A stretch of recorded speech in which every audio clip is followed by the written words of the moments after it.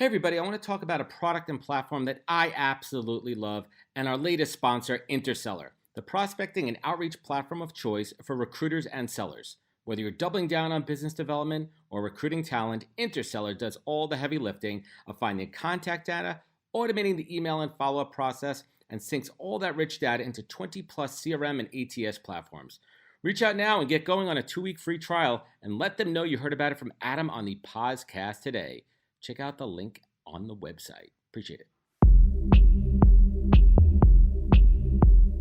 Welcome to the podcast, where we introduce you to incredible humans who share their journeys with the mission to inspire you to harness your own inner tenacity to drive your life and career forward.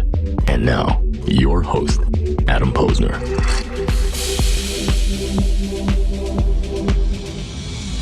All right, everybody, welcome. It is the 22nd day of the month of April. I am thrilled to welcome my first guest, Justin Welsh, joining us on the podcast. It's been a long time in the making. Justin, what's happening, man? Adam, how are you, man? Thanks so much for having me on. I appreciate it. Likewise, it's been a journey. It's been a journey. And before we get into your story, just want to call out and give you kudos, man. Your content is killing it.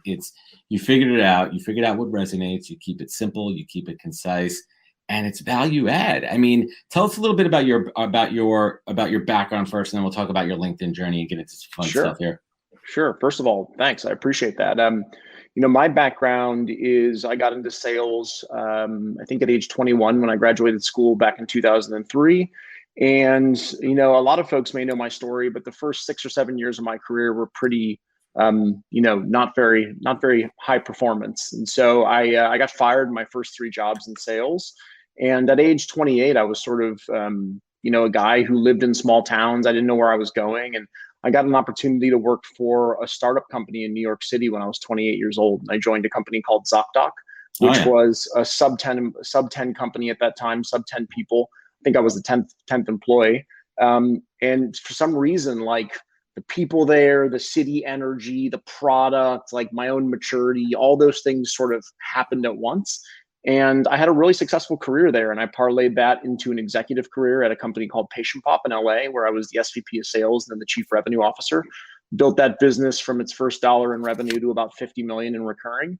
And then in August of 2019, I stepped down from that role and I started building my own advisory business really through LinkedIn. And since then, I've pivoted to doing a bunch of things.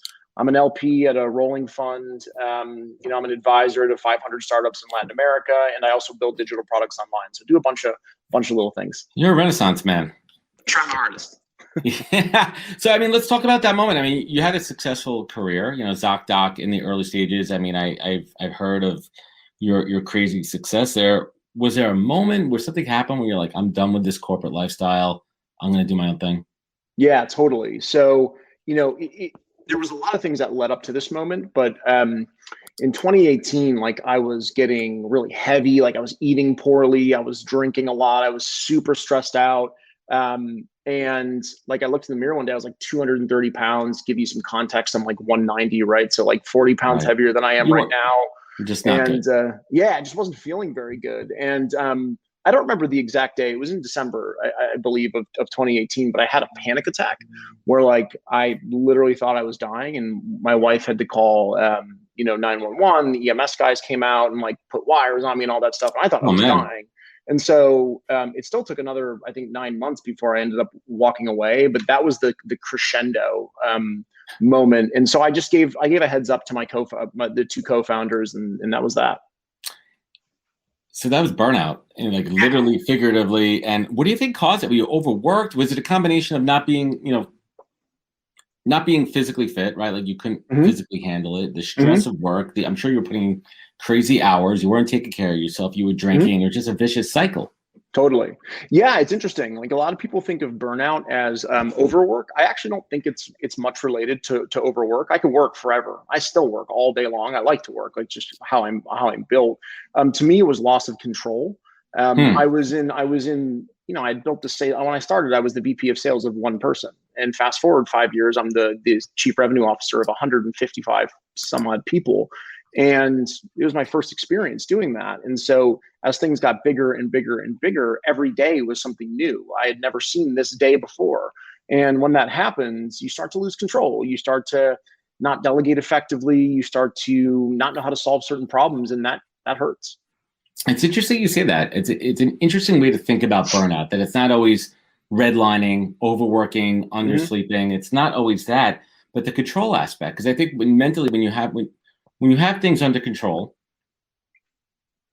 you're able to be stable. Things are able to be stable in your life. But when things start to get out of control, it's a downward spiral. And that all kind of rolls together in there. So fast forward, when, like, was it during this time, like, let's talk about like during the ZocDoc days and early on, were you dipping your toes in anything passive? Were you doing anything on the side? No side hustles?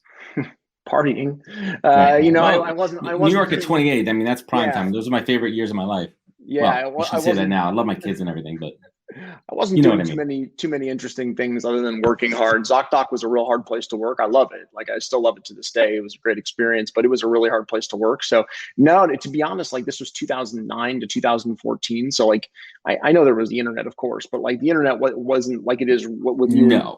It wasn't the right now. Gold mine that it is, right? You know? So no. I mean, outside of work, I was just enjoying time with my friends and my family. But no, I wasn't interested in that at all. I feel like it's this crazy cycle, right? Like, everyone has to be a publisher. Everyone has to have a podcast. Everyone has to have a course. Is it just a fad, man? Is it just one of those things that you like? Everyone's kind of saying you have to do it. No, I think it's the beginning of something larger. I think, like, I'm not a futurist, so I'm not one of those guys who like can see where this thing is going. So I'm not like creative or talented in that aspect at all. But I do believe that people will continue to invest in themselves and build their brands. And I believe that people will be solo businesses. I think people's brands will be their own business. I think you'll see a lot more one-person businesses out there than you do today. And I think a lot of it is going to be knowledge-based. So I think today a lot of people have what I call like knowledge blindness, where they don't realize how valuable the knowledge is inside their head. How much IQ they have. Yeah, exactly. And as soon as people start to realize like just how valuable their knowledge is, I think it's going to be a serious moment for those folks. I've been having that moment. I mean, I'll break it down. I mean, I know a lot of shit. I know a lot about nothing, as I like to say, or I know a little bit about everything. And you and I have been talking on Messenger and email too. Like, I've had, and look, I'll talk about it openly here. You know, I built something. I built the podcast, which is the live show and the proper audio podcast. And I talk about it all the time. The podcast fuels my business development. It's a B2B driver. And I built this model. I've proven it out. I have booked clients off of the show. So it's been proven. The case study is there. I built a full infrastructure, a full ecosystem, a full CRM, and it's all mapped out. So Justin, it was probably a couple months ago on a quiet day. I literally mapped it all out in a Google Doc. Mapped out all the steps. I didn't get into details, but I did the whole thing, the whole plan. And I looked at it and I'm like, for me to do this the right way and blow it out into a proper course, it will take me an incredible amount of time, an incredible amount of effort, because I want it to be a quality product. And I just don't know if the ROI is there for the amount of time and money I'm going to invest into it. Because I wouldn't sell my course for anything less than, honestly, like $750, $800, maybe $1,000, because I know that's what it's worth for what I'm putting in there. So how many people would truly be interested? Would it be worth it? So I don't know where to go. I don't know what to do. Or do I blow it out all the way? Or do I kind of simplify it and make it like an entry thing to see if people are actually interested, and then upsell them maybe to the consulting, like the one-on-one, which might be a little bit more effective and valuable? Yeah, my take is I don't build anything unless people have already bought it. So, my last course that I built called Idea Audience Proof Product, I sold, I think, $40,000 and awesome 300 and 400 some licenses before I even put the first, letter on a page. Or you pre-sold it. Totally. I had an idea in mind, but I'm not going to go build it if no one's going to buy it. So I pre-sold it and everyone bought it, so I had to build it. So let's pause on that for a second. I'm just technically, how does that work? Like, how do you convince people to buy something that's not even made yet? I mean, is there like a refund on it? Like how do you guarantee them and say, hey, if something goes wrong and I never build this thing, I'll give you your money back? Yeah, I use there's sort of like an aggregation of things that I think I do effectively. The first thing that I do is online, I don't try and be anyone other than who I am. And so I think if those folks that follow me and engage with my content on a regular basis, they're getting a true, authentic look at the person that I actually am, not not a character that I'm playing. And so I think it's really good to like have this following for a long period of time. They trust you, they get to know you, they know you put out quality products. The next thing that I do is everything that I put my name on, I try and go deep on. Like I try and make it the best that I think it can possibly be in the whole market. So like if you buy Idea Audience Proof product, you're getting 3.5 hours worth of everything that I possibly know about those 4 different quadrants. So that's like the second thing is first my profile and who I am. The second one is like the work and effort I put into it. And the third one's how I price it. So I'm not like a $750,000, $1,500 guy. I actually do the reverse. I like to make my stuff really accessible, really affordable. And what I depend on is that folks are going to be like, this is insane value for this price. Right. And I'm going to go tell 5 of my friends about it. And that's what happens. That's how I make my sales. Yeah, totally. It's interesting though, but like we see them everywhere. And well, I want to go back to one point that you made that I absolutely agree with. Like it starts with like people throw around personal branding. Dude, tell me, like, is this something so unique to LinkedIn? Like I've never seen it elsewhere. I've been in the marketing world for a long time, right? Like, is this a bullshit thing? Like, because I feel like there's a lot of people trying to teach people to be something. The real good ones show people how to really amplify who they really are. And there's a lot of shit out there where people see, oh, this person's doing well. I got to be more like them, even though it's not like me. And it's a downward spiral. So I appreciate, and I think that's why you're successful, because what you see is what you get. I mean, I could read your post. I could see through bullshit. Like I see it. I know what you're talking about. I know that you know what you're talking about, and that works. So you're establishing that credibility. But what about everybody else out there? Like, what's just your take on the current state of personal branding and courses everywhere? And then I want to double back to this. Yeah, I mean, the first thing is I'm never a hater. So like, and I know that's like kind of a silly word to use, but like, I don't know. I root for anyone making an effort. It's hard and it's hard to get started. So like, even if you're making an effort and you're doing it the wrong way, at least you're doing something. Like there's so many people who do nothing and like try nothing new and take no risks. So even if you take a risk and you're not very good at it, like kudos to you for doing that. You took a shot. Yeah, you took a shot, number one. Like, but number two, it's interesting. I had a guy the other day who I would never mention, and I actually don't care that much about it. Like, take something I had written, take my name off it, and put it on Twitter. Just blatant plagiarism. Yeah, which is fine. Like it happens, and I'm used to it by now. But at the same time, he got no interaction, 0, and I got like, I don't know, 50,000 people who read it. And like what I wanted that person to take away, and I didn't reach out to them, and I won't, and I will never embarrass someone like that. Right. No, of course not. But like the thing is, you can copy the content, but you cannot copy the journey. You cannot take the last 30 months of writing every morning and like steal that. You can't do it. So you might as well just work hard for it. It's fascinating, but I think that's a really interesting approach there too. So if you were me, and I have this case in point, it's proven out. I've done it. I have the infrastructure. I have the templates. I have the workflow. I have literally can hand you the keys and show you how to do this whole thing. Where do you think I should start? Should not that I don't want to put a poll up, but like should I do some market research? Should I see like who would be interested, how many people would be interested to see if it's worth the effort, or is it a pre-sale thing? I mean, for me, like, I don't know, I ignore most of what I read online about like how to do things appropriately, because I think most stuff is not very well done.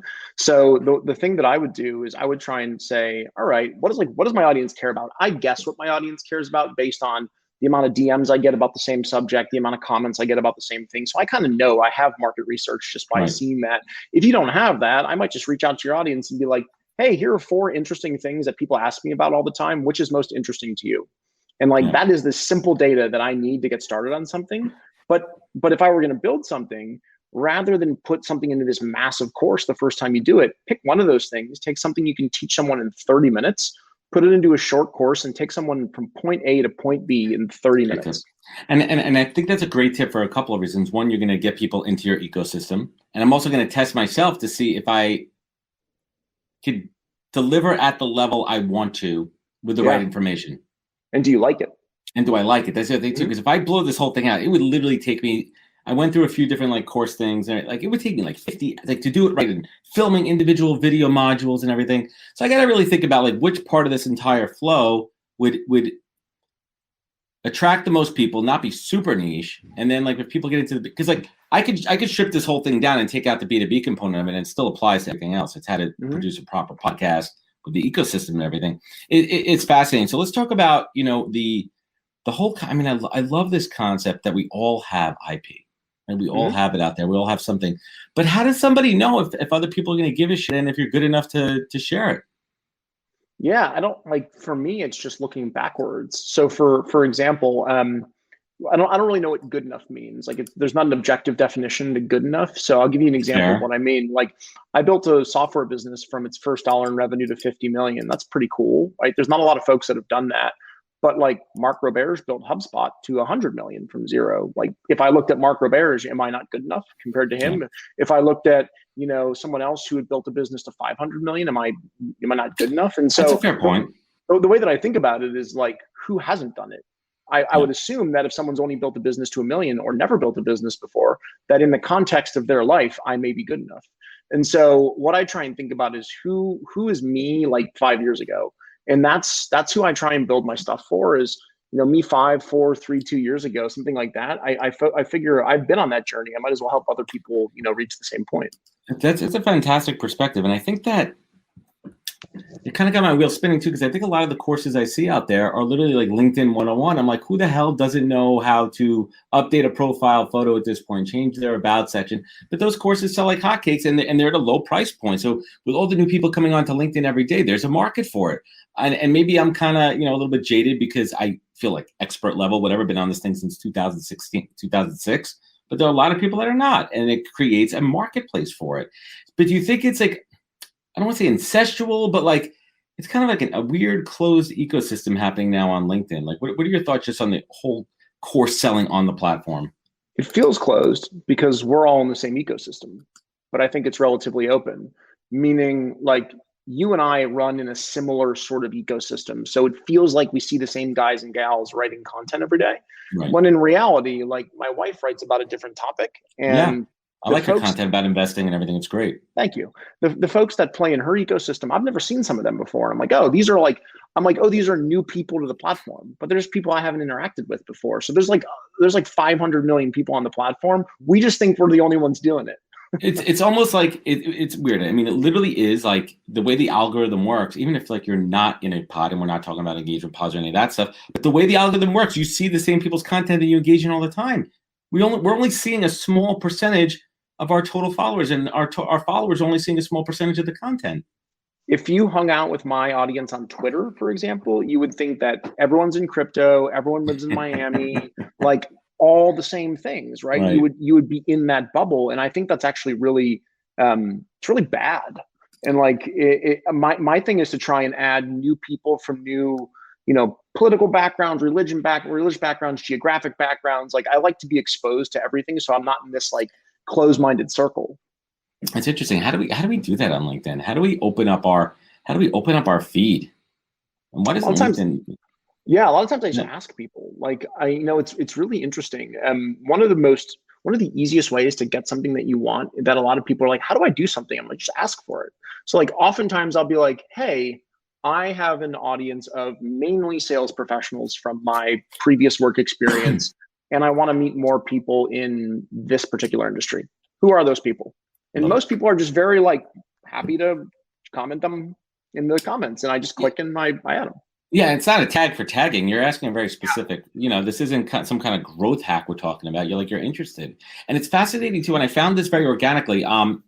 When I post recruiting specific content, I get a lot more second connections coming into the comments, and I connect with them. It's amazing how that works. And now I'm building this incredible network of recruiters and being able to really truly like establish myself as a thought leader. Not just that, but network within that and open up opportunities and take those conversations offline. It's the intention, right? It's the intention behind everything. You talk a lot about the relationship between active and passive income. I'd love if you could unpack that concept, how one fuels the other. Yeah. So I'll give you like an example. So I am an advisor. That's what I do for a living. I advise early stage SMB SaaS companies. And so I carry anywhere from 6 to 10 clients on a regular basis.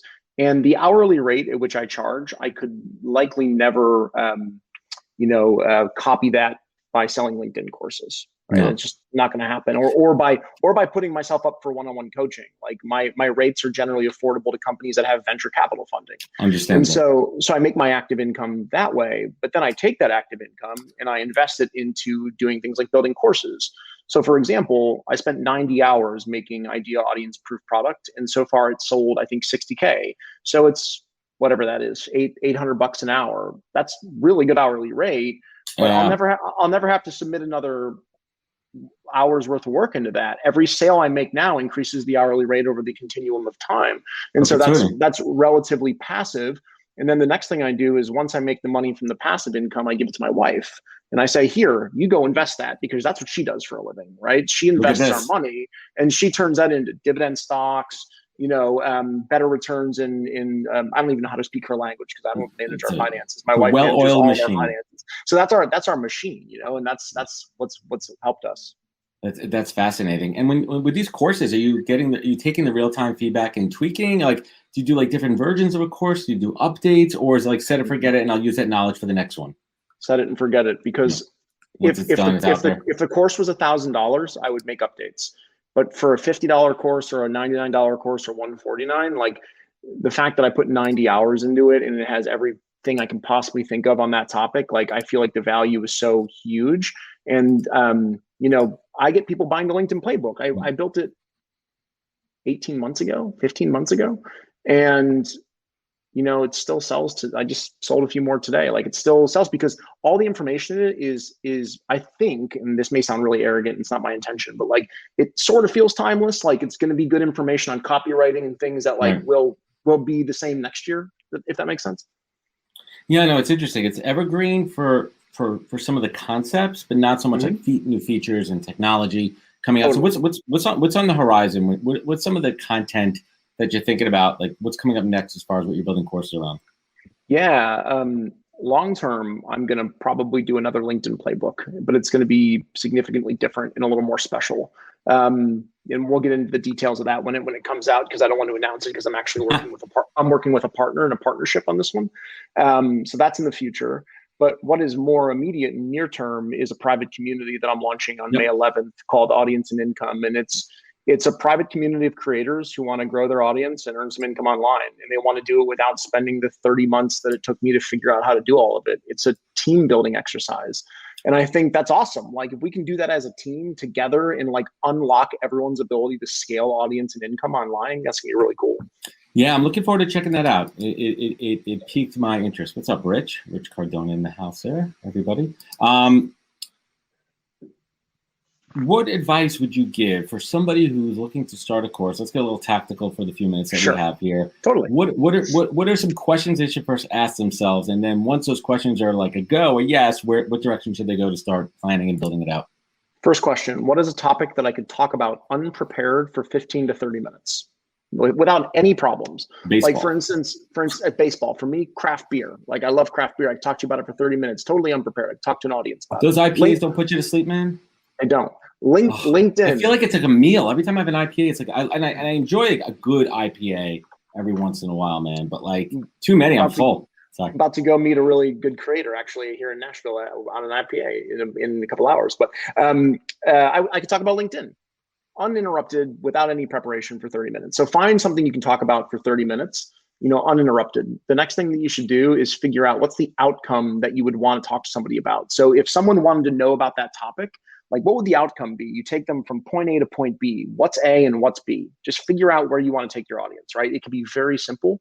The next thing I would recommend doing is time boxing. So like, give yourself 14 or 21 days to build it.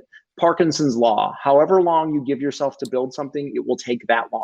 And if you build it, they will come. Yeah, that's right. But if you give yourself 90 days to build something, you're going to spend 90 days. You give yourself 7 days, you're going to take 7 days. Parkinson's law, it's basically proven. So give yourself 14 days and then go out there and make it affordable and accessible, and brevity is your friend.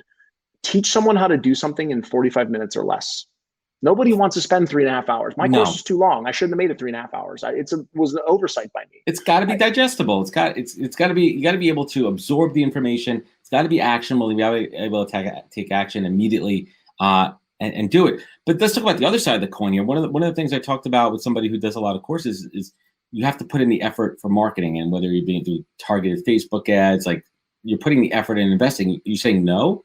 I don't do any of that. I've never run an ad in my life. I don't know how to run a Facebook ad, a Google ad. Here's the way that I think about things. I think people overcomplicate things. And like, you can read about email funnels. You ever read about like email funnels? I can't even start to look at ClickFunnels and all that. All that. Well, whenever I read that stuff, I'm like, who wrote this? Oh, a company that sells funnel software. Of course they wrote about that. Like, why wouldn't they? Right? So like, everything is being overcomplicated for a reason, because at the end of overcomplication is a paycheck. Someone gets paid by complicating things and by making you feel confused. So I do things really easy. I write each morning on LinkedIn at the same time, 7:15 Central Time, every single morning, Monday through Friday. And then about once every 8 to 10 days, I just say, hey, everyone, here's my course. And here's a lot of nice things that people have said about it. And here's a lot of case studies that people have used to show their growth. So if you want to buy it, you can buy it today. And that's it. That's the only promotion. So let's talk about, I love to, because I see people like literally lamenting. They spend hours and days thinking about like the perfect post and everything. Tell us about how the journey works for you from idea to the keyboard to post. Yeah, I use a matrix. So I'm a systematized guy, built sales teams for a living. So everything is automated, data driven, all kinds of systems and processes. So mine is simple. I have a matrix. On the left-hand side is about 30 strong opinions that I have, that I truly believe, things I truly believe in. And they're the same things. You see me talk about the same things every day because I believe in the same things. Across the top are different structures, observations, X versus Y, now versus the future, step by step, listicles, whatever you want to use that day, right? I take a strong opinion, I take a structure, and I just match them up. And it's easier for me to think when I'm not staring at a blank white piece of paper going, what should I write today? It's so interesting because I take it for granted. Like literally, aside from my podcast content, which is quote unquote evergreen and produced, and like I have it scheduled to promote a show, most of the shit I do is off the cuff. It's an idea, it's a concept. I have a thought in my head. It's something I see. It's an observation, and I just literally type it and post it. But that's a level of ability and confidence that I have after a long time doing that. So I take it for granted. And I also use the notes section in my phone when I have an idea. If I'm out and about, I have a thought starter, I have an idea, I have a concept, and then I blow it out later when I get home. But so many people struggle with it. And I think that's why like a lot of these courses sell, because people need ideas, they need thought starters. And it's not about plagiarizing. We're not telling people to copy, like, here's my post, copy it word for word, but these are thought starters and structure. And I think that matrix is fascinating. I assume that's a piece of your LinkedIn playbook. Yeah, it is. It's a piece of, I think, the newer course, Idea Audience Proof Product, more so than the LinkedIn playbook, because I didn't used to do that. I used to struggle. But I think what's really interesting is like people want to get really polished, and polished website, polished content, polished everything. I have almost no polish. So you go to my personal website, it's template. You go to audienceandincome.co, it's a card website I built in 10 minutes. Like I connected it to MailerLite. I don't even know how to use email systems. Action over perfection. I just put things out into the universe. The more things you put out into the universe, the more that sticks. Some things are going to fail. Yep. Like I hope people want to join this community. Yeah, well, you have to experiment it. So Justin, let's wrap it up here. I got Matthew down in the green room. I see him. He's doing his yoga stretching. He's doing some stretching down there. I could see him. He doesn't think I could see him. I could see him down there. He's doing his pre-live show. I tell everybody, if you're going to come on the podcast, you got to warm up first. I'm kidding, man. So Justin, leave us with something good. I see Mark Noodleberg in the house there. His dad says it all the time. Tell us something good. So leave us a silver lining that you've experienced professionally and personally during the last 14 crazy months that we've had here. Yeah. I think a lot of people read my content and they say really nice things to me all the time. And they say like, oh, you're a good writer. I really like your content. But by the way, I appreciate all that stuff. But like, even as someone who seems to have the content game on LinkedIn relatively, for lack of a better description, figured out, like I invest so much time, money, effort into getting better at skills every week. Like I love buying courses. I buy people's courses who have 1,000 followers just to learn something new, because if they have one trick or tip, like that's awesome to learn. Make you better. And so my biggest, like people are always looking for hacks in life. The biggest hack in life is investing in yourself. If you don't invest in yourself, why would anyone else? And so I always just recommend that. Spot on, man. Justin, where can folks find you? Where can they connect with you? Where can they learn more? Yeah, I have my personal website, justinwelsh.me. And they can check out my new private community if they're interested in going on a similar journey with other creators. It's audienceandincome.co. That's audienceandincome.co. Awesome, man. If you want to just put that in the comments of the live stream here, people could check that out. Justin, I appreciate you, and I'm looking forward to checking out that community. And thank you. I learned so much from you, and Thanks, I love man. your and I like the consistency in the morning. Like I know it's going to be there. It always shows up in my feed, and dude, I mean, you're blowing the engagement out of the water. I mean, that just goes to show when you're doing things organically, right? There's no pods or hacks or bots on this shit. My wife. Right? So like these are real people engaging, and that's how it works. Yeah, exactly. There's no pods, no bots, no nothing. I don't do any of that stuff. No need, man. So Justin, I appreciate you. I'm going to bring in Matthew, and we'll talk soon. Thanks. Appreciate it, Adam. See you. Cool. Take care. What's up, Adam? Matthew Motolla. This is the tough part about a standing desk is like, crap. I got to stand up for 30 minutes, get some stretches in before. So you got me. So let's talk about the standing desk for a minute before I introduce. So I have this new studio and office space that I've been in for almost 2 months now. And when I built it, I'm a huge fan of the standing desk. I got a nice big standing desk right here. I do it for at least all my shows. I'm standing. Every live show, every podcast, I'm standing. Keeps me in the zone. I also have this freaking awesome. Check this out. This is a balance board. Oh, yep. Dude, yep. It's heavy too. And I keep this on the floor. So when people see me and they see me rocking like this, yeah.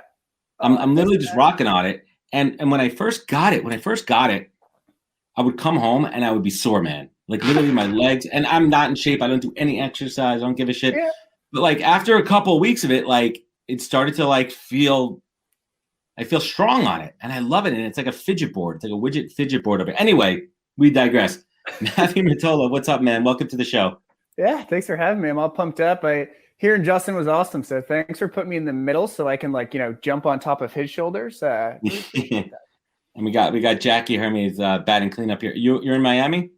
I am, which was funny that Justin called it out. I'm like, oh crap, I'm in Miami. But I will say I've lived in 5 cities in 5 years. So it's been Boston, SF, Seattle. I was in Singapore the last year. So nice. I kind of say I go wherever freelancers need me. I love it. Miami is the new San Fran / Austin / hotbed. I mean, it's warm. It's open. There's tech everywhere. There's money flowing in. I mean, what are you loving about Miami right now? All the above. Yeah. So let me start by saying, I didn't come here for tech, actually. I came here. I was in Singapore, and I was working till 8 a.m., 2 months in a row because, our freelancers are fully global, but media predominantly US and EU. And I was like, I can't do this anymore. So I was like, I need to be in EST. And so I came to Florida purely because my aunt lives, a couple minutes north. Right. And I wanted to make sure she was okay. But so I'd never actually been to Miami. I thought it was a bunch of people. Yeah. Where are you from originally? Originally from outside of Boston, a small town called Newburyport. And your family never took you back? Mm-hmm. Man, I guess I'm spoiled. I mean, we have an apartment in Miami and my family's down there. Yeah. So you come down here for the Oh, and I know. Everyone that I talked to, they were like, "Oh, you're gonna spend time in Miami? Like, that's just gonna be a bunch of coke and partying." And I'm like, "Oh, that's not what I want to do." No. But so I got here, and I literally just visited for a day or 2 days. I booked an Airbnb just to see what it was like. And my expectations was actually Nashville or Charlotte, North Carolina. But I fell in love with it, specifically the immigrant sort of. I mean, people call it the immigrant hustle here. Yeah. But I just, net of tech. I didn't meet any tech people, but I just loved the entrepreneurs I met, the coffee shops, the restaurants. It's a good vibe. Yeah, and we're not talking. People think about Miami and they think about South Beach, which is literally the tourist trap. But we're talking Miami proper. It is awesome. The Wynwood district. I mean, they revitalized the entire community. Listen, there's still some blocks you don't want to turn down at night. Don't get me wrong there. But for the most, it's young. It's influential. There's money coming into it. It's definitely a cool place. So let's hit the rewind button. Give us 90 seconds background on you. Yeah, so I lead a company called Ventural. We're a software operating system for freelancers. Also just published the Human Cloud. And literally everything in my life has been the freelance economy, both growing a freelance business, leading freelance teams, and then enabling companies to spend up to $100 million on freelancers. So that's my thing, right? What's my skill? I don't have any. I just know the freelance economy. And then the last 2 years, I was helping lead Microsoft's program. And then before that was early at a company called Gigster, where we were doing $1 million software projects, 100% for freelancers. So yeah. Anything, remote, freelance, contingent, that whole space, that's me. I love it, man. I mean, that's my business. I mean, I don't know if you had a chance to take a look at the NHP, which is the talent group here. It is a consultant-based recruiters. And all my recruiters are 1099. Yep. I outsource freelancing, sourcing is, and I built it and understanding the concept. So let's rewind that, that concept there. Years and years.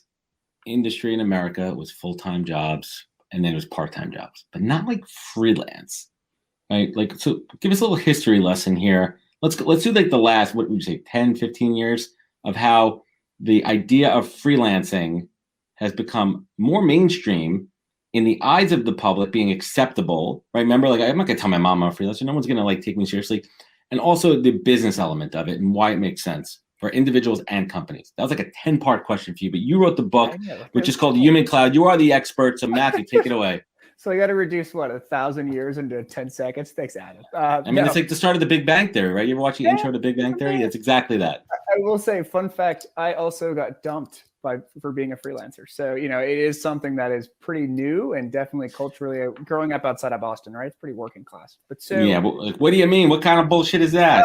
You're not really work hourly. Right? You got no benefits. Go work at a Dunkin' Donuts. Yeah. But so, actually, I'll ask you a question, Adam. So where do you think the term freelance originates from? Do you know this answer? I think it was ancient Egypt when they were using slaves to build the pyramids. No. That's not it. I'm wrong. No, you're the first person to say that. And no. And we'll be the last. Yep. It's pretty bad still, but it was actually medieval mercenaries. So the knights were called freelancers, and so that's where the term gets its origin. But so the knights that were basically had no king or queen to call home. They were like for hire. They were like hitmen.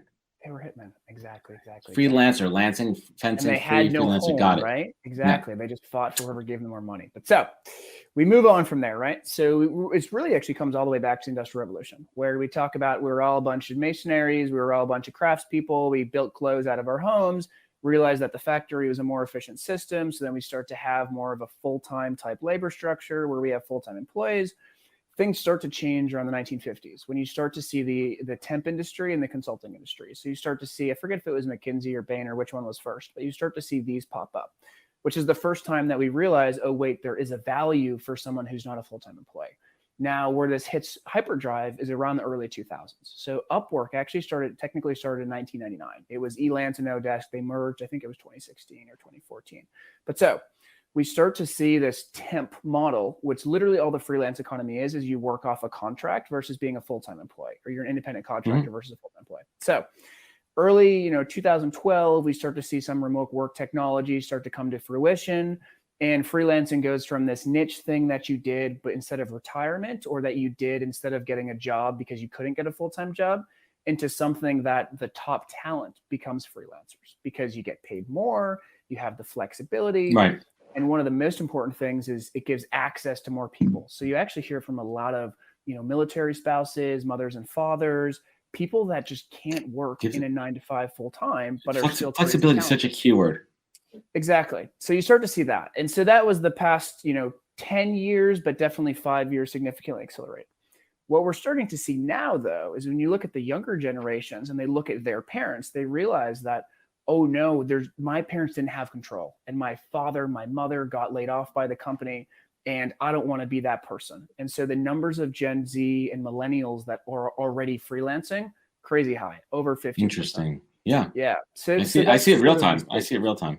Now, from a business side, though, because this is where it gets really interesting. So the past 10 years, the freelance economy was pretty much SMB, solopreneurs. Basically, I want to use my credit card, right? Mm-hmm. Creative. Studios, or like Hollywood studios, have actually been freelance forever. And you look at journalism, which is also a highly freelanced industry. But what we start to see in the past 5 years is companies like Microsoft, right? And Google. And these large companies realize, wait, there's a workforce that we should tap into that is better than agencies, because agencies are the main competitor of freelancers. Not necessarily the agency model is literally, billing them out hourly. Exactly. You're paying for a service, and you're also paying for all the overhead. Exactly. You're paying for the overhead. You're paying for the building, the desk, the healthcare. Exactly. The and whole that's all the caboodle. Freelance economy is for companies, is that you can see the whites of the eyes of the people who would do the work if you went to an agency, but you wouldn't actually see that person in an agency, right? Because they would kick it to a bunch of different people that were probably cheaper, and you never know them. Whereas in freelance, go right to them. All right, so let's flip it there for a second and talk about the cons, right? Like I'm a freelancer. I have to pay for my own health insurance. I have to deal with all that stuff myself. There's a huge problem in this country, in the United States. We're talking about US-based freelancers. It's really shitty. My healthcare sucks. My wife and my 2 kids are under her policy. which in itself is a great policy, but super expensive. It's cheaper for me to be on my own for subpar healthcare. And it's tough. Like I had to go to the doctor last week. The doctor I've been going to for years, all of a sudden I call up, I haven't been there in a year. He doesn't take my insurance anymore because I'm not going to call the name of the company out, but it's not universally accepted. That's a challenge. You don't have paid holidays. And I tell everyone, when I don't work, I don't get paid. We're talking about the cons here. The flip side of that is I could charge what I want. I could decide if I don't want to work, I could take time off. I mean, those are just two big benefits. I'm in control. Technically, I can't get fired. I could fire myself. But there are a lot of cons there. Let's talk about the cons. It's not all gravy. You know, like listen, we all have those friends that have been traveling the last 2 years all over the world. I'm just working out of a coffee shop in Bali, right? Like, there's a lot more to that, right? You got to figure out where to work, right? There's a lot to it. How do I say this in a nice way? Say it the way you want here. I've never met the guy, but like Tim Ferriss wrecked our industry, to be honest. The 5-hour work week. Well, first off, it's crap, right? If you want to work 4 hours a week, then you have probably some problem that you should go to the therapist for. That's deeper than that book, right? So talk about the original clickbait. Oh my God. So the title of that book was. I know. So yeah, I'll keep it at that, right? In the form of Justin saying having no haters and staying positive, I'll keep it at that. But that was a horrendous thing for our economy, and he's wreaked havoc on people who, So that's my take there. With that said, the cons, which you nailed, right? There's lack of benefits. One of the biggest ones is there's a total feast or famine income roller coaster, and so 1 month you make 10x what you ever did. The next month it's a desert and there's nothing to be found. But all of this actually stems from the fact that, and this is natural with any technology change, that there's winners and there's losers. And right now, the freelance economy, there's a lot of losers, but there's really, really strong winners. And so it is a dumbbell economy, meaning 95% of freelancers are not in a good place, but 5% of freelancers are doing better than they ever have or ever will in full-time employment. So what I mean by that is, if you go to a freelance marketplace, the actual engagement rate, meaning if you have 100 people on the platform, maybe 2 of those people are actually making money. And so if you did uncover the hood on our industry, we have a massive unemployment problem. Yeah. With that said, and that stems everything, right? And the reason there is simply because there's over 50 million freelancers in the US. Globally, there's over 100 million. But the spend from the companies is only this small. So it's literally just a classic. Is it an underpayment problem? Because I know I worked in the creative world for a long time, and I would see freelance creatives come in and their day rates were astronomical and they would get paid. We're talking day rates. I've seen day rates in the $1,000 to $2,000 a day for a senior creative director. Yeah, that's ridiculous. It's 100% not a underpayment. Actually, the medium wage for freelancing, I think, is $10,000 larger than it is for full-time employment. And if you look at the actual freelancers who are doing this full time and who have committed to it, because a lot of the data, one of the problems with it is if you've been freelancing for 6 months and you weren't a good full-time employee, you're probably not going to be a good freelancer, right? So, and that's one of the problems right now with legislation is there's a thing called the PRO Act coming down the pipeline, and they're looking at ride sharing drivers and they're saying this is freelancers. They're not in the same category as a content marketer or a developer or a designer.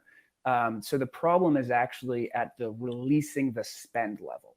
And it's kind of a technical thing, but it's literally how do we get this work item out of the door? So if you're a company and you want to go hire a freelancer, there's certain restrictions, right? Like there's safety controls, there's compliance controls, liability, all things that I would consider them a moment in time. And it's kind of like we can go back to, the pre-days of Uber, right? If Uber said, hey, taxi industry, hey, government, we're going to do this thing. Government would say, no, you can't do that. But Uber said, F it. We know that consumers are going to love us. Mm-hmm. Now, the freelance economy is a little more of a gradual process because this technology change is fundamentally transforming work. And so it's not something where overnight we go from 30 million to 60 million, then to 300. It's not going to jump like that. But with that said, the growth is still pretty insane. And especially with COVID, that has significantly accelerated in ways I never imagined. Yeah, I mean, let's talk about all the people that got laid off and the gig economy comes calling and they're looking to pivot. They're looking for things that they could do from home. They're finding new passions. They're seeing that this works. But I still go back to the fact that you still have to pay for freaking healthcare, and that kills it. Yeah. So it's interesting you mentioned the Benefits? healthcare because I lived in Singapore for a year. Like I said, I paid $700 a year for healthcare. I came back to the U.S. and I gulped and said, "Oh my God, this is ridiculous." Yeah, I pay more than $700 a month for I know. myself for shithole healthcare. I know. There are solutions. So there are solutions out there. There's one called IndiePop, which you should probably check out like right now. How's it spelled? IndipOP. There are and this is where with any technology change, right? It's an ecosystem where you need to incentivize the entrepreneurs to fix these problems. And there are many good entrepreneurs that are fixing these problems. If we look at sort of the financial roller coaster, there's one called Formations out of Seattle, actually, that's fixing that. If we look at healthcare, Spot Up. I just spoke to the founders last week of Spot Up, which is injury insurance, which is pretty cool. It's not health insurance.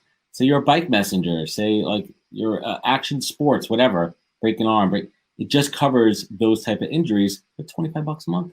Yeah, no, it's and listen, I think that the number one thing I want your listeners to get away from this is that the freelance economy actually is not abstract or different in any way, shape, or form. It's just work that's been digital and remote. Like that's all it is it's a shift because of the technology that's coming down the pipeline.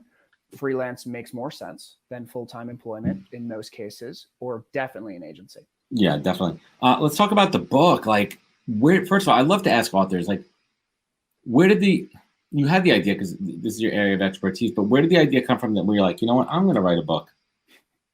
I'll be honest, like it wasn't planned. None of this has been planned. I started freelancing out of survival. I needed to make money in college. I couldn't work a full-time job, and freelancing was the only way that I could do it. What'd you do in college?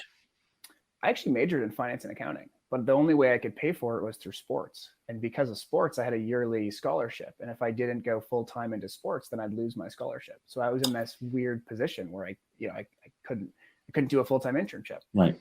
But what were you doing for freelancing? Everything business related. So I would literally go business to business, and I would say, I know you want to figure out who your competitors are and what they're not doing, but I also you're putting what you're learning into practice immediately. That is entrepreneurial spirit. So yeah, I needed money. that's literally what it comes down to, right? So talking about the book here, how does that process start? Is it an outline and then you kind of fill in the blanks? Talk to us, because I think it's really interesting to talk about the writing process. Yeah. So let me preface by saying there's no one unique process, and you could copy exactly what I've done and you might be better or you might be worse. Right. And I think that's one thing I do want to call out what you had talked about prior in the personal branding. My contrarian view is actually, I think the influencer economy is one of the worst things for society, and there's definitely a place for it, but not everyone's going to have to be an influencer, and definitely not everyone's going to need a personal brand. I know. I agree with you on that. I think that the people perpetuating this idea of a personal brand because they want to sell you into a course about personal brands, which is bullshit. Just be yourself, put your content out there, say what you feel what you mean, and just fucking get on with it. I know. And let me preface. People can't do that. And the one thing I will say is the number one currency that the data that we see, which data is not data that's out there promoting the influencer economy, is that deep relationships is by far the number one driver of financial security. That's it. So if you're say that again for everybody, it's relationship based. Everything is long game relationship based. Who you know, what they know about you, and maintaining, building, fostering, developing long-term relationships. So ready for the book? Ready how it comes in line with it though? So the book, and let me just make sure I call out to like what this looks like in impact. So if you looked at the book, you'd think that me and my co-author Matt Coatney were the ones that really were the value drivers. In reality, it was actually a project manager named Sam Mason, who is by far the most valuable person I've ever worked with in my life. She's not, her LinkedIn is shout out. Right. Seriously, though. And the reason I want people to know that is because you won't find her, posting on LinkedIn every single day. But when you go talk to her, she is so busy because so many people like myself and Matt want to work with her. So that's the first thing. In relation to the book, though, it was an organic process that has gone over 8 years. And to be honest, there's no way that we could have planned for this. It was simply putting ourselves in the right position to succeed and just keep going on the process. So I had been technically writing this book my whole life. Like I would write articles to help leadership teams, all the pieces, freelancers, right? Little pieces. And then each little piece though, I think is what really important, the relationships. each little piece wouldn't get me to be famous, right? Like I've never gotten to a point where people are like, you have 100,000 subscribers. You weren't aiming to go viral or be an influencer. That was never your plan. I'm I hate that, by the way. I hate when people like trying to teach you how to go become an influencer. You think, but just by throwing money and bots and followers that make influences, being able to compel a thought and idea where someone goes, I never knew that. I just learned something from you. You're a true subject matter expert. Not like, oh shit, look at that lady. She's got, half naked with 1 million followers. She's what is she influencing? Thirsty men. That's it. Exactly. So sorry, I rant. It's my show. No, so keep it in the book. So what happened would be every article I'd get. Stay on course, Adam. We're talking about the book. But I'd get like 1 or 2 people that I'd form a deep relationship with, that they would reach out to me and say, I love what you were doing. And we would, be lifelong friends because of that. And so what that did though, was that did give me this sort of avenue to access that no one else could have had, simply because I had spent years building deep relationships that would then enable me to be the person to get a HarperCollins contract. Right. Mm-hmm. So when the book came around, it was a report, and it was called The Future of Work, The Impact of Artificial Intelligence and the Freelance Economy. And I hired a freelancer named Matt Coatney to technically vet the AI section. And because I was poor as hell living in a living room in San Francisco, I wrote the first draft, and I took a bunch of courses, a bunch of free online courses to not be a total idiot about it. Right. So we had this 220-page report. And we also had like an early following kind of people who were like, I absolutely love what you're doing. And this was mostly leadership teams where we could be like, we have the top 30 leadership teams behind us, but we don't have this massive audience. So then, fortunately, and things are serendipitous, we met a book agent, John Willig. If anyone's looking to write a book, John Willig is your man. He's probably busy, like I said, and probably not taking on new clients, but he is like the hero of us. So John was the one that said, you need to go out and get a traditional publisher. And what was important to us was not making money off this book, but instead making sure the stories of the people who were in it were on the best stage possible. Because we both we're not necessarily money driven. But so that was sort of where we got. And then it took a year, to be honest, of pitching publishers. We talked with over 70, I think, and we got rejected by every single type of publisher. What was the common rejection? We didn't have a big enough following. That was the number one thing. Because they want to be able to sell as many books as quickly as possible. I mean, it's a business. Yeah. So, but you learn. So, like, we kept hearing, they were like, "Can you sell 10 to 15 books in your first year?" So then, what we figured out though was that we weren't going to win head to head against like a Dan Pink, right, or like something of that matter. And a little dirty secret is a lot of these books are paid for, by the way. So like a lot of authors, they pay the ghostwriters, right? Or they have a big company behind them that's going to buy 1 million books to make sure they're on the lists. So, they juice it. They buy the books and they give it away. Or a lot of these speakers too, they go to a conference and instead of their speaking fees, they say buy X amount of books and give them out. And that juices the sales numbers too. Exactly. And you can figure out who this book, you like, well, when you go to a conference and you see piles of books there. I know. And there's been principles that we fundamentally as a company refuse. We don't pay for play. So like we have had conferences that have been like, okay, if you want to speak, this is the fee. And we're like, no. Like we'll take a fee, meaning you pay me, not paying. Yeah. No, I'm not going to pay for play because the people that are going to the conference don't deserve to listen to me if I've paid my way on the stage. And then if you're paying to play and you're pitching, you're going to be in pitch mode most of it anyway. Because you want to get an ROI on your investment. I know. Bullshit. But so that was the process of the book, though. It was over 8 years of actually writing it, and then the big game changer for us, though, was that when the publishers turned around and said, "Why do we trust you?" We could turn around and say, "Listen," and kind of like I Justin talked about this. Like we have 20 leadership teams that have already given us the recommendations for the books. We have 2,000 crazily engaged people, which we think can lead to 50 Amazon reviews. If an Amazon review is worth more than a follower on Twitter, a real Amazon review. Exactly. So that's what we went by. And, I think and the second thing we did, which was probably the scrappiest thing I've ever done, we told them that the book was done. And so I think what they said was, all right, let's give them what's left of the budget. They're pretty much, there's no risk. They've de-risked all this for us. Right. So you told them the book was done before it's completed. Yeah. Yeah. And then we had 7 months to like actually write it, and we did scrap it and write a whole new book. And thank God for freelancers. We had over 15 freelancers in the process. We wrote the first line of everything, but we did have freelancers as editors. We had a comedian come in, actually add some jokes because I don't think I'm that funny on my own. Right. He added some excitement to it. Yeah, exactly. So yeah, man, Interesting. yeah. And I think that when people understand, and I talk about it all the time, like the reason I've had good and growing success is because I understand the concept of scaling. And the way my approach to scaling is anything that somebody could do better, quicker, cheaper than me, and they're an expert in it, and I don't have to take the time to learn how to do it, I'm going to outsource it. And that has been a key to my success, building the podcast. I didn't build this frame here, right? I didn't do any of that. After the show is done, when it turns into a podcast, that goes to my editor. I don't do that. When I turn this into video clips now, that's outsourced because I'm not going to spend the time to do it. And that's what the freelance account, embrace it, people. Use it to your advantage.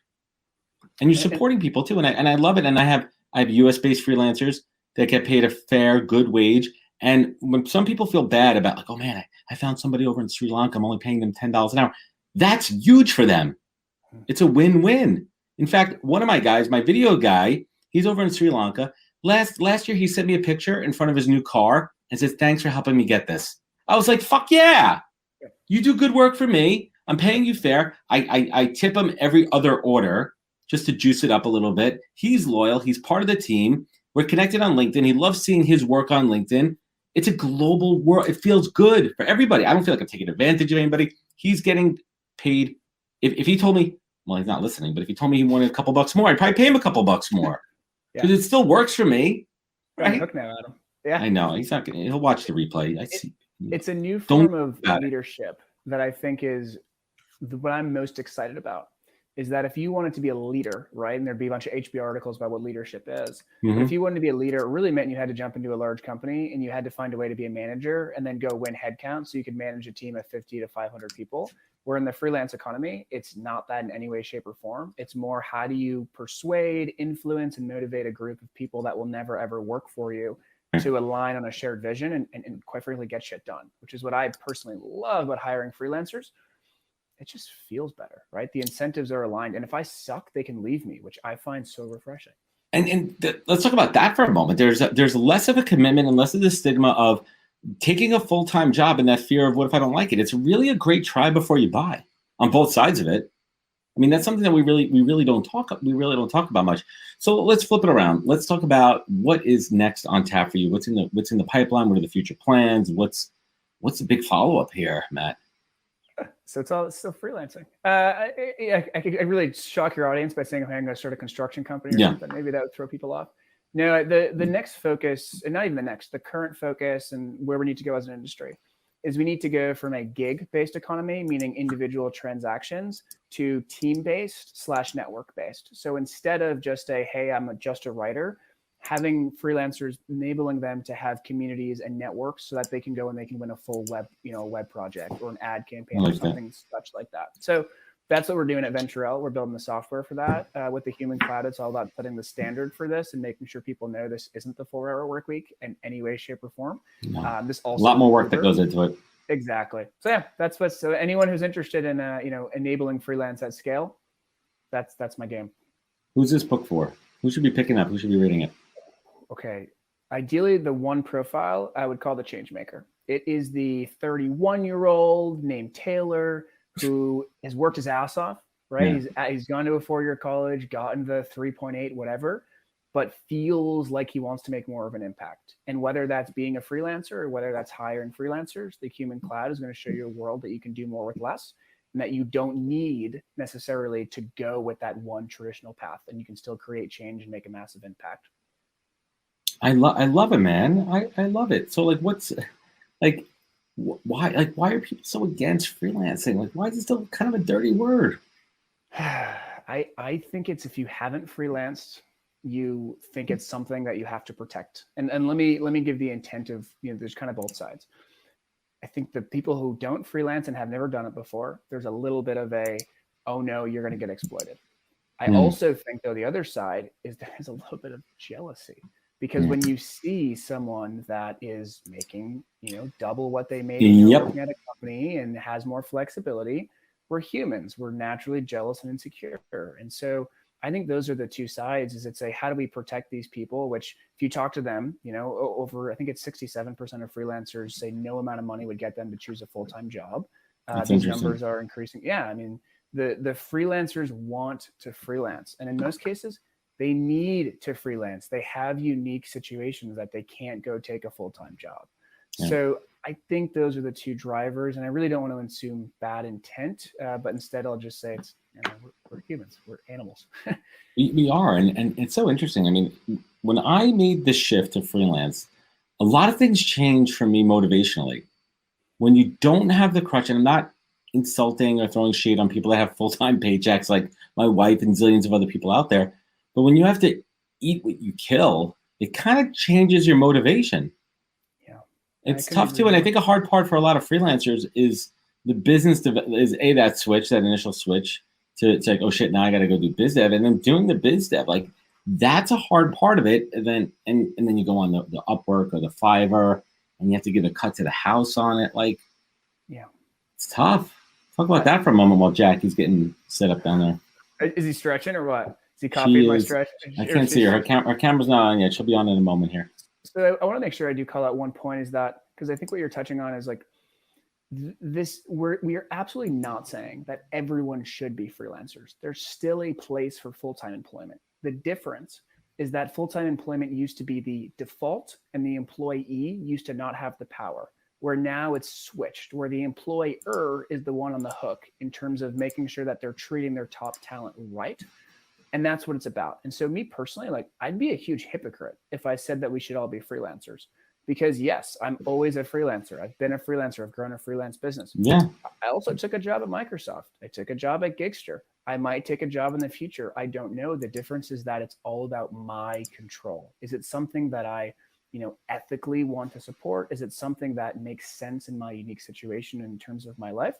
And so that's it. I think it's more of a future where the employee or the actual talent themselves, they have the power. And that's whether you're a freelancer or whether you're a full-time employee. And in terms of the Upwork and Fiverr, I will say that the way the data skews is that the best freelancers have their own business, not necessarily need a marketplace or, partner for their business development. I love it, man. Matthew, so let's wrap it up. I got Jackie coming in 1 second here. Matthew, where could folks find you? Where could they connect with you? Where could they learn more? Yeah, you can go to my LinkedIn. You can Google. You'll find me. Yeah, awesome, Matthew. Let me bring Jackie in. Jackie, are you done snacking down there? She's good to go. I don't want to catch you when you're snacking. I mean, that's not good. Man, when you're like running between meetings and you're like, did I eat? That's what just happened. And I heard that you two were still talking. So I went to get my bag of mixed nuts and was eating them. Well, I was trying to buy time because I saw you walk away and the camera went off, and I didn't know if you were having technical difficulties. No, you were taking a snack break. Just eating. You know what? I'm gonna play. Two can play at this one. You two connect for a minute. I'm gonna grab a drink from my fridge. You two connect. Watch this. Introduce yourself to each other. What's up, Jackie? Where are you? This is one way to do it. Hey, the host turned in on it. Where are you, Jackie?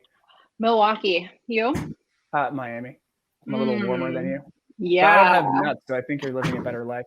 I don't think nuts makes up the difference between Milwaukee and Miami. Not gonna lie. You probably have better beer, I imagine. Yeah. You guys are taking over the show. You got this. I could. Yeah, see, Adam. We don't need you. Yeah. Peace out, awesome. Adam. Matthew, thank you so much for joining us. Thank you so much for having me. Have a good week, y'all. Take care. All right, there he goes. Jackie, what's happening? Finally, we made it happen. I know. What's going on? Thanks for having me. Quite the lineup today. I heard a little bit of your, I love those. I heard a little bit of your chat with Matthew, and you had Justin on earlier. Love him. Thank you. Justin's great. And it goes back to what we always talk about is adding value. And I think that's why you and I initially connected. That's why I love your content. You keep it real. There's minimal fluff. I think we all put a little fluff here and there when it's the right time to fluff a little bit here and there. Quick product placement. I would love them as a sponsor. These ahas that I just got into with the caffeine in them, it's just enough caffeine where it's not like a full cup of coffee that's going to like tweak you out at 4 o'clock. And you're not drinking like a cup of coffee that's sometimes gross later in the day. And I love them. I'm a big fan. So I didn't even know, they don't all have caffeine, right? Because I have some of them don't. Okay, I need to, what kind is that? This is I just got this flavor. This is the mango and black tea. Wow. I need to try Yummy. that because I've had the like LaCroix like ones, but I didn't know there. And I am a caffeine fiend. So you sold me. Caffeine. Let's talk about caffeine for a little bit. It is a drug, and I don't think we talk about it. I wasn't even planning on talking about it, but like, I need caffeine. If I do not have my coffee in the morning, I don't think I could function. And I think it's, you have kids, I have kids, and like, we need that pep in our step. It's crazy. Mm-hmm. Are you like addicted?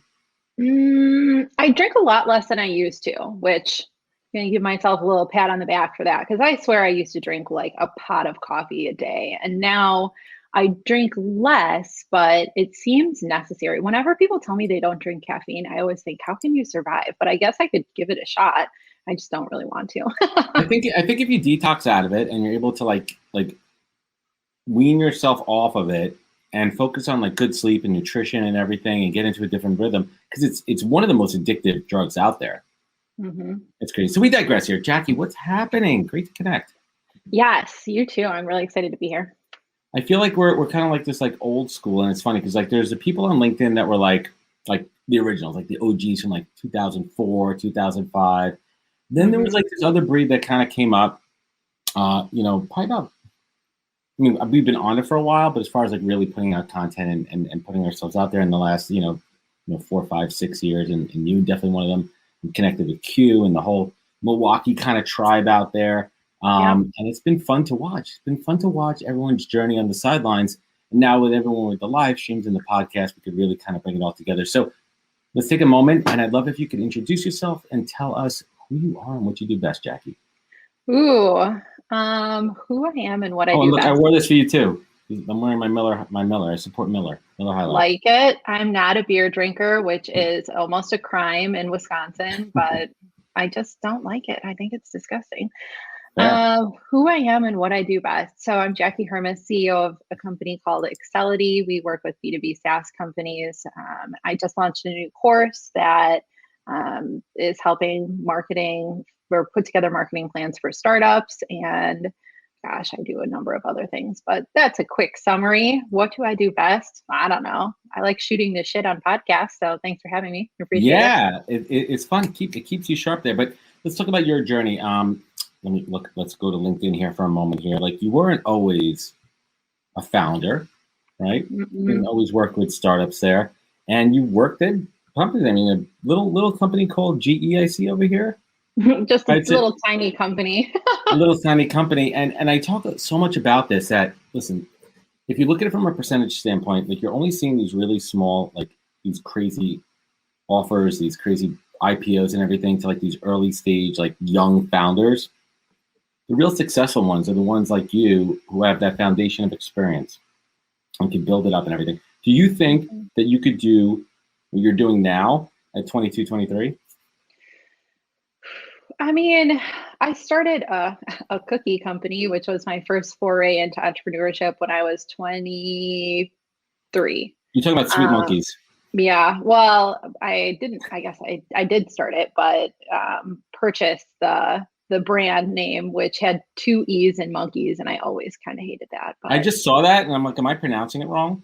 No, it's right. But honestly, I had no freaking clue what I was doing at that age. And frankly, I don't think that I would be able to do what I'm doing now in the manner that I'm doing it, because I know so much more now. And I know so many more people. A lot of life is about who you know and networking and who you can meet that can introduce you to other people. And I mean, I remember hearing that when I was like 22, and I was like, whatever, that's dumb. It's not about who you know. Well, in some ways it is. It definitely is. I think one of the best lessons that I learned was early in my career. I was working at in New York at Sirius XM satellite radio on the first day. And it was like a really cool company because it was corporate, but at the same time it was entertainment.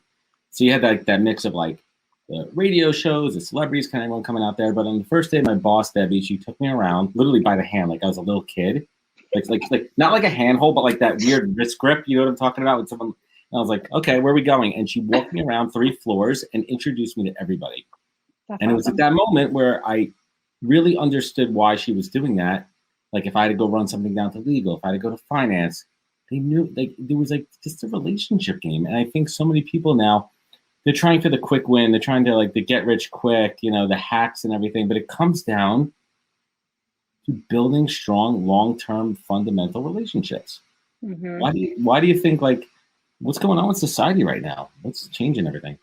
Oh God, sometimes I hear my kids like, I'm going to be a YouTube star. All I'm going to do is this and this. And I'm like, whoa, there's way more that goes into it. Like props. If you want to start your own thing, they all want to be little entrepreneurs. And I think it's adorable. Little Charlie D'Amelio's, right? I totally love it. But I'm like, man, I mean, I show them a lot of hard work goes into this, and it's years of consistency and late nights, and you have to be willing to do all of this. There is no quick win. I mean, there might be somewhere, but I personally haven't seen it. It's for a very small population. How old are your kids? 10, and 14. So they're at an interesting age. They know what the hell's up. Yeah, they really do. Honestly, sometimes when they talk, I'm like, where did you hear that from? Or the phrases and the things they come up with. I'm like, what am I teaching these kids? It's so weird. Like, I have a 9-year-old, and she's very sassy and spunky, and she's into the YouTube and more about the TikTok. But she creates on TikTok, so I'm okay. Like, because at first I was like, oh man, another social media platform. But then she like started to create more and get into the actual editing to it, and she really has taken a liking to it. And I had her actually edit one of my LinkedIn videos, and it kind of came full circle. I'm like, this is pretty cool. But you said something that really sparked something: the work ethic. Mm-hmm. The example we set for our kids, that's everything. Mm-hmm. That's everything. Did you grow up like that? Did your parents have a strong work ethic?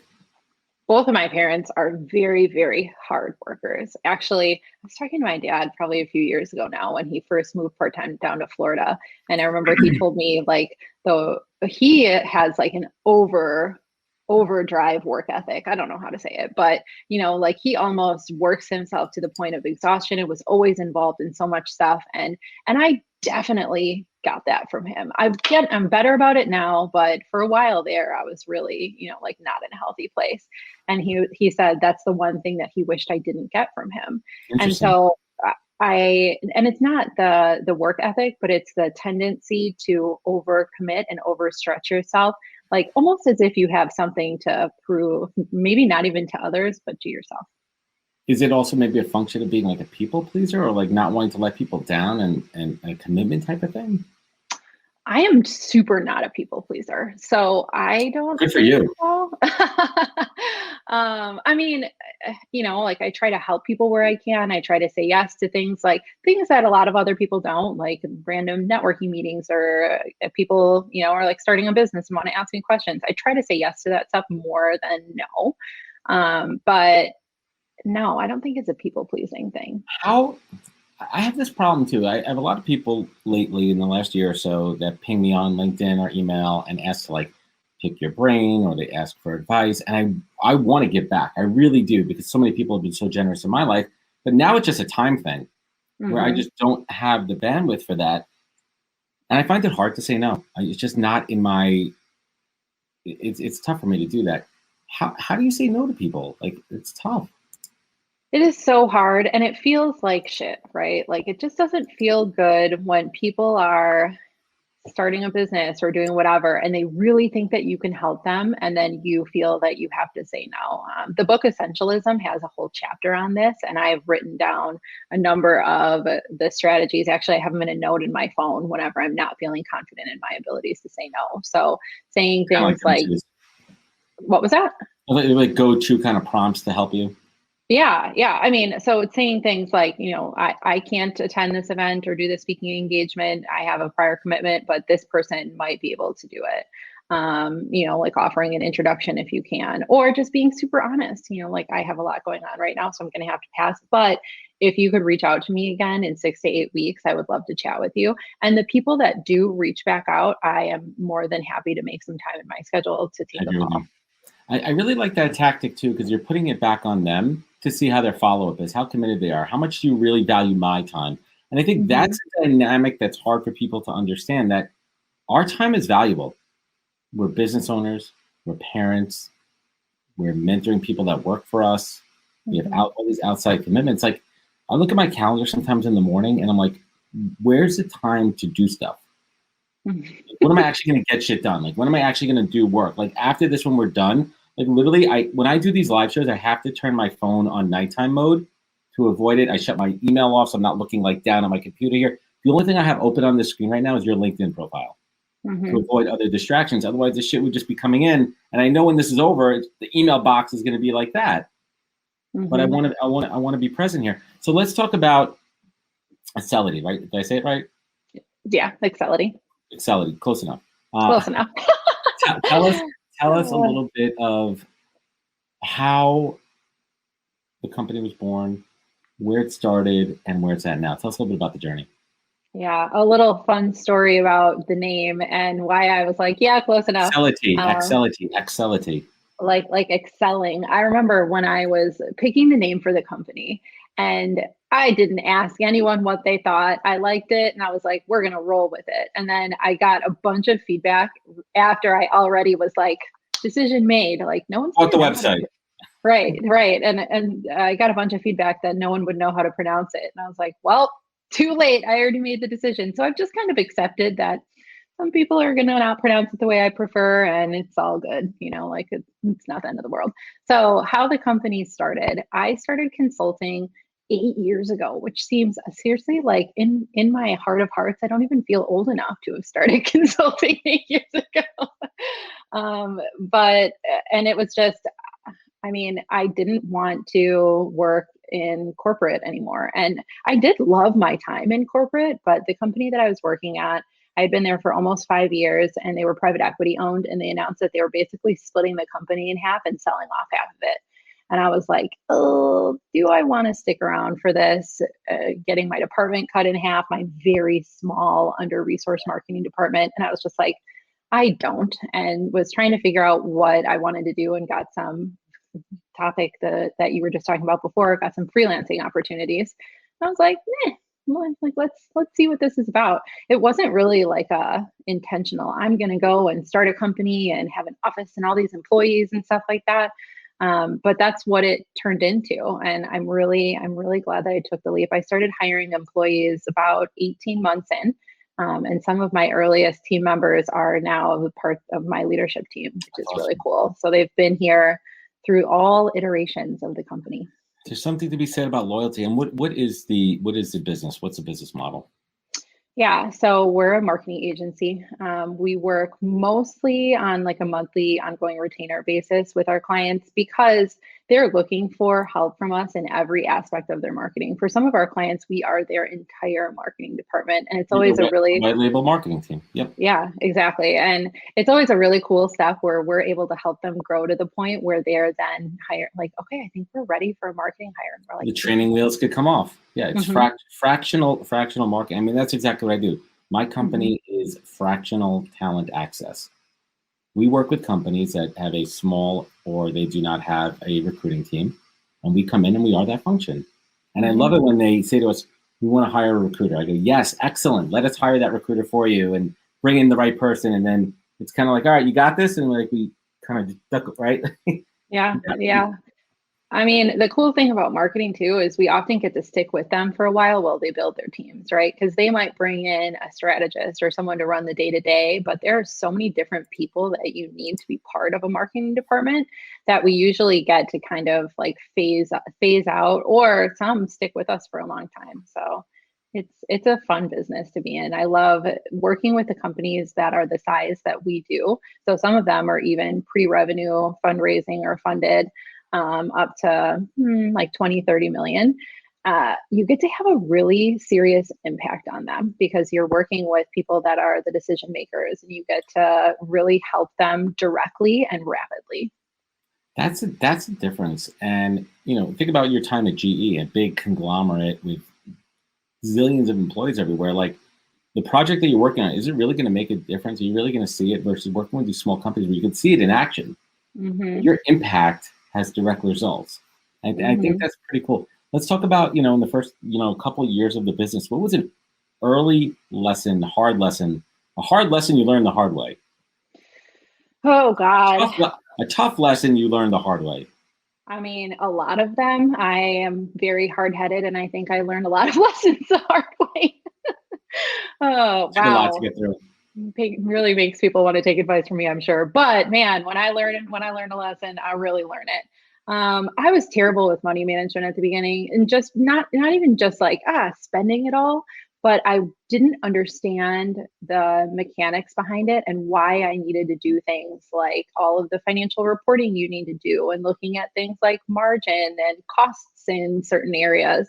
I hated it. My business coach that I've now been with for 6 years, when she first started making me do monthly financial reporting, I remember the first time I was like plugging in the little spreadsheet. It took me so long, and I sent it to her and I was like, I hated this. I don't think I did half of it right. I'm not doing this anymore. And she was like, yes, you are. And you're going to keep doing it, and you better not outsource it to anyone, because this is something you need to know. Now that sheet takes me like 10 minutes, and I'm like, wow, I've come so far. But think about that too. It's fascinating that you said that, because I hated math. I was bad at it. One of the reasons I left American Express was because I hated doing the monthly, quarterly reports with the numbers and everything. But now, being my own business owner, I need to see that. I need to see the P&L. I need to see because what we do, and I assume you as well, it's a margin game. Mm-hmm. It's a margin game, and I need to time. ensure that I'm at a certain level. Otherwise, it's not worth the effort. Mm-hmm. Right, but then there's other parts of it too, where you have to make business decisions and say, like, I want to put somebody who might be a little bit more expensive here, where it's a lower margin, because that's what the client needs right now, and it's a long-term play that's going to get me more business down the road. I put someone good in there who's maybe pricier, so to speak. They're higher skilled, and it's going to be a better result, and it's going to build a better relationship. Those are the decisions, but you wouldn't know that unless you didn't have those numbers in front of you to make those calls.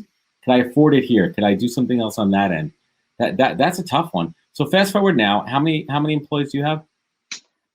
15 full-time and like 7 part-time. That's awesome. Yeah. Congrats. Thank you. Yeah. What was it like hiring your first full-time employee? I mean, I'm not there yet. I have 7, well, now after today, I'll be 8 contractors working for us. And it's tough to make that decision to hire somebody, right? Like, we're not even talking about like all the taxes and the payroll. It's a big shift. Mm-hmm. And it's actually knowing that you have to support them financially. You have to make that payroll. Yeah. Quentin Q, who you mentioned earlier, was one of my first employees. He was an intern, funny enough. Same hat, right? He still had the same hat?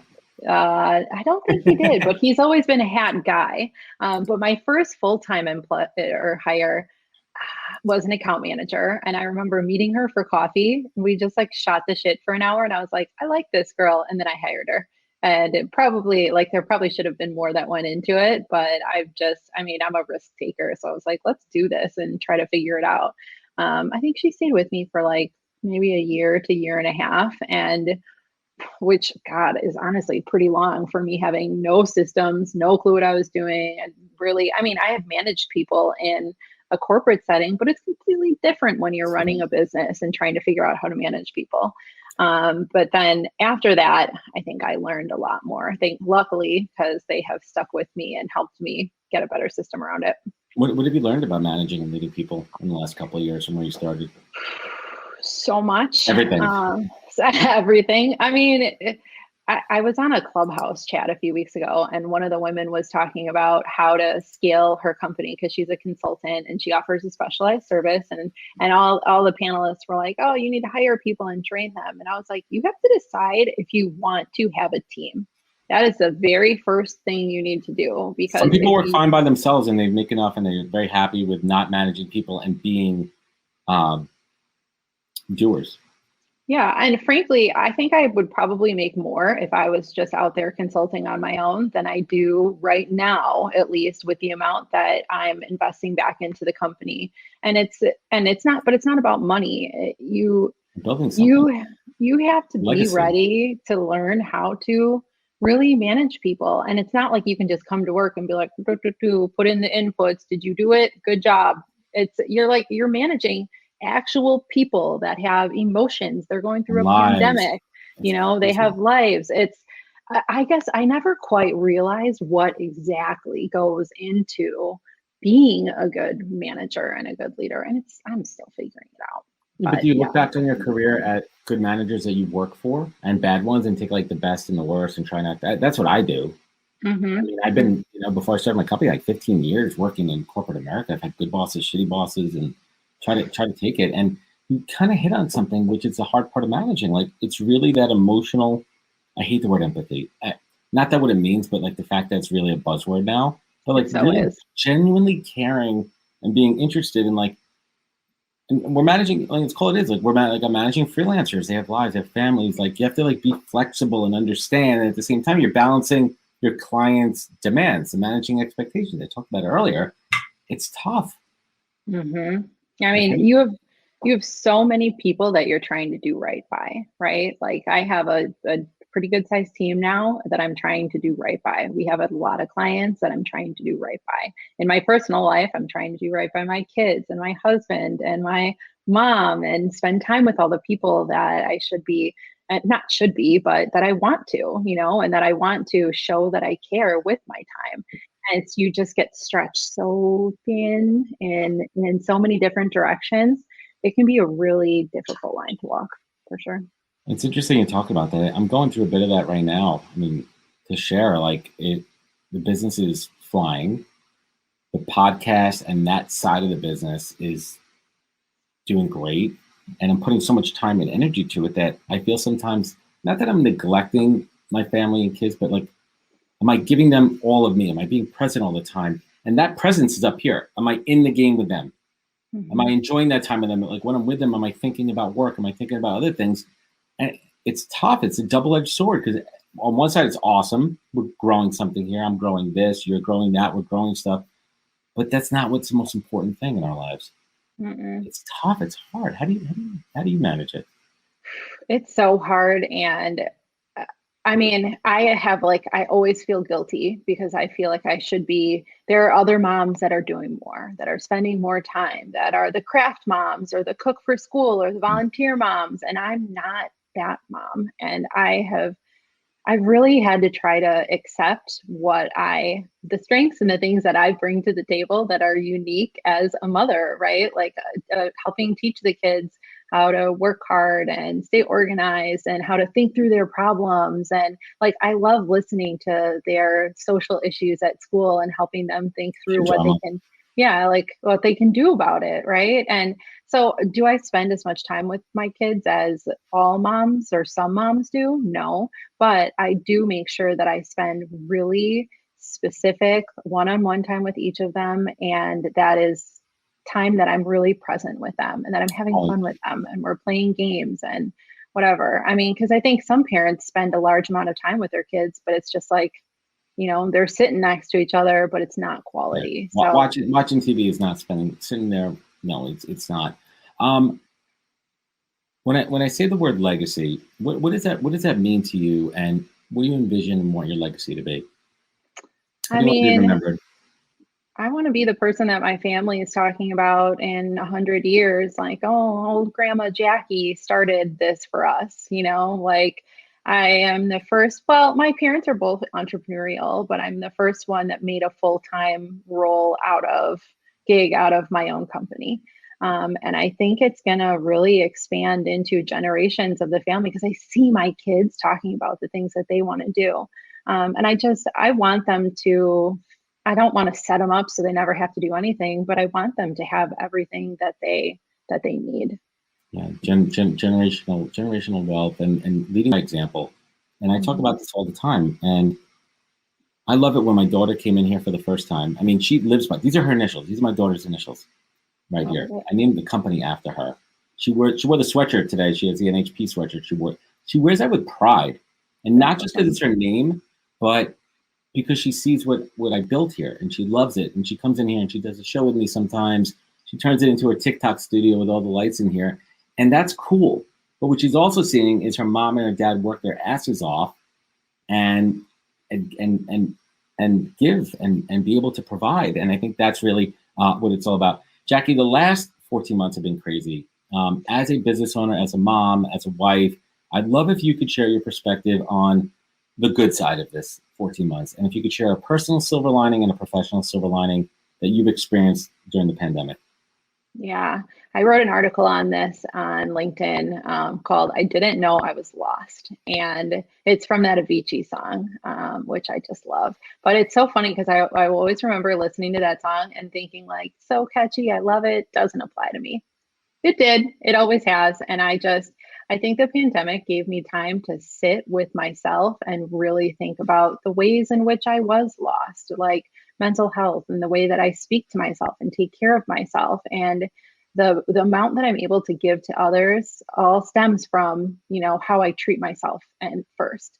So I have gotten, I don't know, I just kind of went on this journey inward and figured out how I can better manage my life and my time and my mental and physical well-being. And oddly enough, I feel a lot happier than I did at the beginning of the pandemic. And like, damn, I am blessed as heck to be able to say that, because there has been a lot of negative impact. I almost feel guilty saying something like that, But it's okay. Celebrate it. Yeah. I mean, there's plenty of companies that are freaking profiting like nobody's business during the pandemic. Right. And on a personal note, people talk about that reconnection with the families and everything, and hopefully you've been able to do that and spend more of that individual time and the family time there together. Jackie, I want to wrap things up here. Where can folks find you? Where could they connect with you? Where could they learn more? Yeah, LinkedIn is the spot. I spend a lot of time there, so hit me up in the DMs. And then my website is jackiehermes.com. You can find out more about me and the company and my new course there. Awesome. Tell us about the course real quick. Get that plug in there.